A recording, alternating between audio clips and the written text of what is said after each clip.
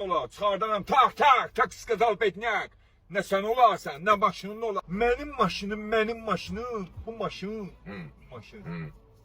Deyirsən, mənim maşınım. 5 dəqiqədən sonra sənin olmaya da bilər. Necə? Öyle bana sadəcə olmaya da bilər maşın səndə. Onda elə etdi onu, görək necə olmur 5 dəqiqə. Saat neçədir? Mən istəmirəm 54, saat 59'da olmasın da, o 1 dəqiqədə artıq verim, saat 1'də. Mən istəmirəm hörmətsizlik olsun. Ya hörmətsiz eləmsən sən, hörmətsiz eləmsən, sən bırak. Sən necə olur? Ha, necə olur? Sadəcə olar, çıxardaram, tak, skazal petnyak. Nə sən olarsan, nə maşının olar. Ya Allah, gedər hara qədər üçün, ha? Əlin qolun uzundur deyəsən sən, ha? Necə?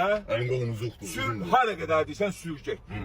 Sür buradan Söhbət eləmək mənlə. Bir kuru pramo üzü qəbirstanlığa tərəf getdi. Həlləm Söhbət gəlləm, eləmək. gecələr gəlləm, getdi. Söhbət eləmək istəyirsən mənlə, ha?